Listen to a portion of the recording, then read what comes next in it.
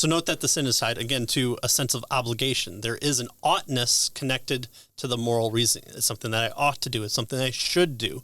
There's a kind of a command built in there to things requiring of us and things forbidden.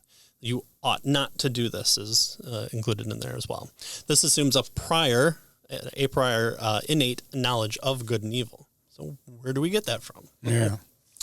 Well, he quotes Jeffrey Russell here. He says, who by no means, by the way, speaking from a Christian presuppositions, Jeffrey Russell notes, when we observe an act of cruelty, we do not engage in a complicated process of subjecting data, to value analysis or the criteria of an abstract ethical system kind of thing, right?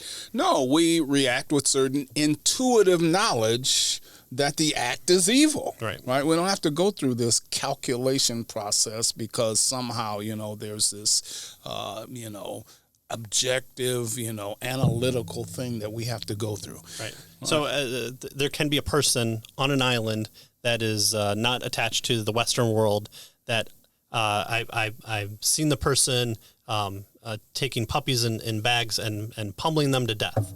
I can call that evil without it. Okay, well, here, what are the laws of that island state, and does that person have the same type of knowledge of what suffering is? I'm not plugging this in and coming out with an equal sign. I'm looking at it, and there is a sense that sometimes the sense of internal revulsion is that kind of. We'll get to it a little bit later, but that consciousness kind of rising up in you and saying, "Ooh, hold on, put the halts on. I'm experiencing something that is also."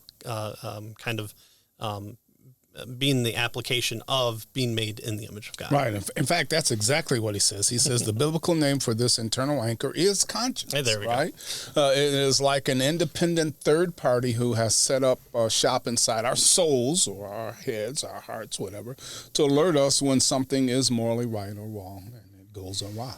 Right.